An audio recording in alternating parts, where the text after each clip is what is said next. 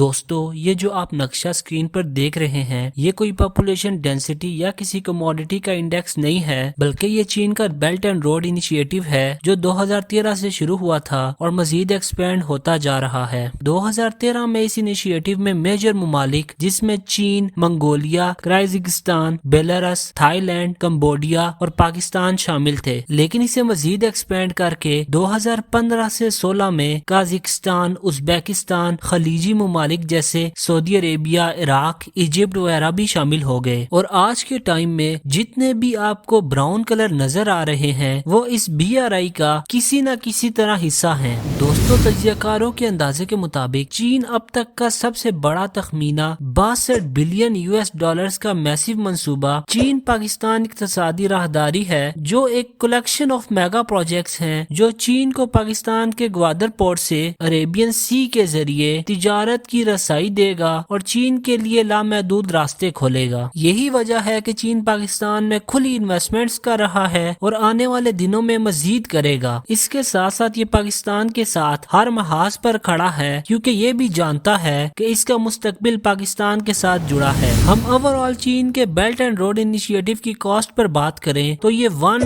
Trillion US ہیں۔ دوستو یہ اتنی رقم ہے کہ ہم کئی ملکوں کی کمبائنڈ سالانہ GDP بھی لے لیں تب بھی کم ہے، بلکہ اپنے آپ کو سپر پاور کہنے والا امریکہ کی سالانہ GDP بھی لے لیں تو اس کی سالانہ GDP 23 سے 24 ہزار بلین ڈالرز ہے، اور یہ اماؤنٹ 4 سے 5 سال کی GDP کے برابر ہے۔ اور اب اس سے بھی حیران کن بات یہ ہے کہ ماہرین کے اندازے کے مطابق BRI منصوبے میں مکمل لاگت 8 ٹریلین US تک ہوگی۔ آج تک دنیا کی 2/3 آبادی اور عالمی GDP کا 40% حصہ رکھنے والے 147 ممالک نے چین کے BRI منصوبے پر دستخط کیے ہیں یا ایسا کرنے پر دلچسپی ظاہر کی ہے۔ دوستو اب اگر ہم چین کی پلاننگ کے بارے میں بات کریں تو بیلٹ اینڈ روڈ کی شروعات صدر شی نے 2013 میں قازقستان اور انڈونیشیا کے سرکاری دوروں کے دوران اعلان کیے تھے۔ یہ منصوبے 2 حصوں میں ڈیوائیڈ تھے، جس کا پہلا حصہ the overland silk road economic belt تھا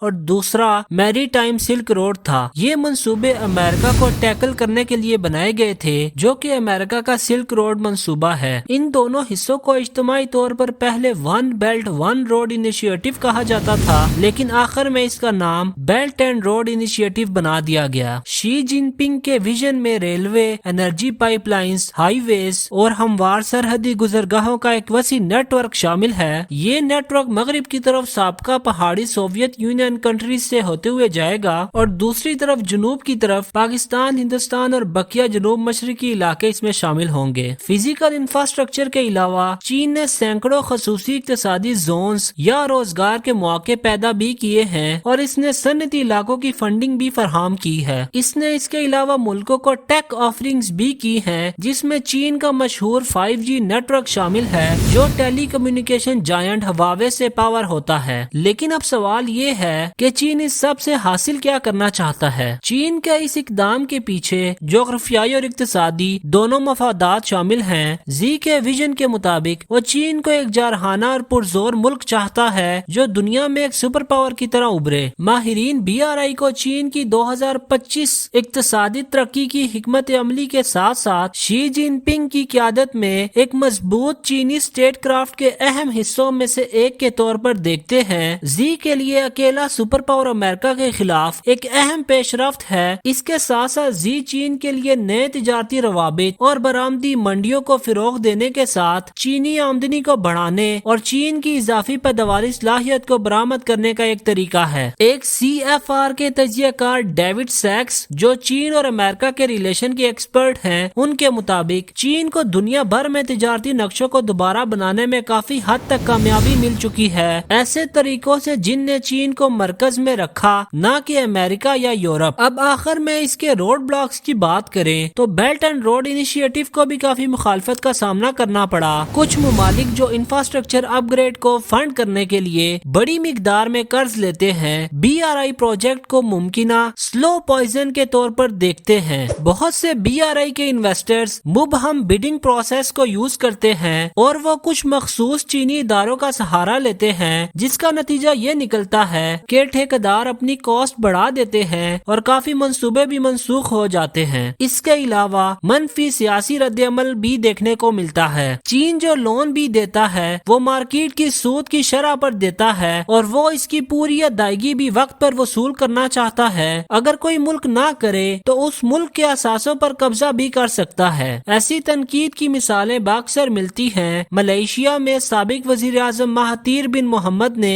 زیادہ قیمت والی BRI اقدامات کے خلاف مہم چلائی اور 22 بلین مالیت کے BRI منصوبوں کو منسوخ بھی کر دیا تھا، لیکن پھر بعد میں انہوں نے اس اقدام کے لیے اپنی مکمل حمایت کا اعلان کیا تھا۔ اس کے علاوہ پاکستان کی مثال لیں تو سی پیک کے انفراسٹرکچر بنانے کے لیے پاکستان کو اچھی مقدار میں امپورٹس کرنا پڑا، جو بجٹ ڈیفیسٹ کا ایک نتیجہ بنا۔ گانا اور زامبیا BRI کے قرضوں کے بوجھ کے تلے روندے گئے اور وہ خود مختاری سے ڈیفالٹ کر گئے، لیکن یہ ڈرا بیکس ہونے کے باوجود BRI پاکستان کے لیے ایک اچھے مستقبل کی طرف اقدام ہے۔ پاکستان ابھی بہت مشکل صورتحال سے گزر رہا ہے، لیکن سی پیک کو مستقبل کا گیٹ وے سمجھتا ہے اور چین بھی یہ بات سمجھتا ہے، اسی لیے چین سی پیک پر پورا زور دے رہا ہے اور جلد از جلد میجر منصوبے پورے کرنے کے لیے پور امید ہے۔ دوستو، اگر سی پیک پر ڈیٹیل ویڈیو چاہیے تو اوپر لنک پر کلک کریں۔ اگر ویڈیو پسند آئی ہو تو اسے لائک ضرور کیجیے گا اور کامنٹ سیکشن میں اپنی قیمتی رائے کا اظہار لازمی کیجیے گا۔ ابھی تک اگر چینل کو سبسکرائب نہیں کیا تو گزارش ہے کہ اسے سبسکرائب کر لیں تاکہ ایسی مزید ویڈیوز آپ مس نہ کریں۔ اگلی ویڈیو میں ملتے ہیں۔ اللہ آپ کا حامی و ناصر ہو۔ اللہ حافظ۔ چین پاکستان اقتصادی راہداری ایک فریم ورک ہے جو پورے ریجن کو کنیکٹیوٹی فراہم کرے گا۔ سی پیک نہ صرف چین اور پاکستان کو فائدہ دے گا بلکہ Iran, Afghanistan, central Asian republic اور خطے میں مثبت رول اپنائے گا۔ جغرافیائی روابط کو بڑھانا، جس میں سڑکیں، ریل، ہوائی نقل و حرکت اور دیگر ٹرانسپورٹ کے نظام میں بہتری کے ساتھ مسلسل اور آزادانہ تبادلے اور لوگوں سے لوگوں کے رابطے، علمی، ثقافتی اور علاقائی علم و ثقافت کے ذریعے افہام و تفہیم، تجارت اور کاروبار کو فروغ دینا، زیادہ سے زیادہ بہترین کاروبار کے لیے بجلی اور توانائی کی پیداوار اور ہم آہنگی کے ذریعے تمام خطے میں ترقی اور خوشحالی لائے گا۔ مزید ڈسکس کرنے سے پہلے آپ سے گزارش ہے کہ اس ویڈیو کو لائک کریں، شام ٹی وی کو سبسکرائب کریں اور بیل آئیکن پر ضرور پریس کریں۔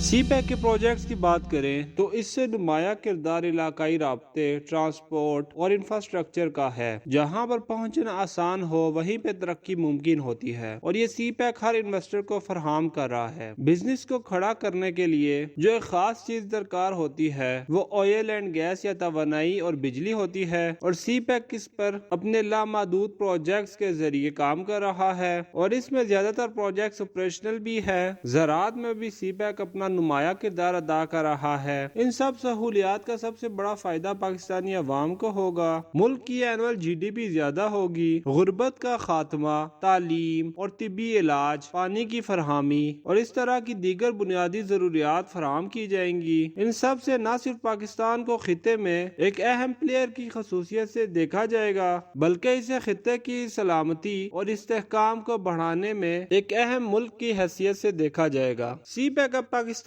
کے لیے ناگزیر ہو گیا ہے۔ پاکستان کو اگر آپ ترقی کرنی ہے تو سی پیک کے منسلک جتنے پروجیکٹس ہیں اسے پائل تکمیل تک لانا ضروری ہے، اور ہماری حکومتوں کو چاہیے کہ ان سب پروجیکٹس کو پہلی پرائیورٹی دی جائے اور پاکستان کی عوام جس ملک میں بھی ہے اس کو سپورٹ کرے تاکہ ہمارا ملک ترقی کی راہ پر جا سکے۔ اگلی ویڈیو میں ملتے ہیں۔ اللہ آپ کا حامی و ناصر ہو۔ اللہ حافظ۔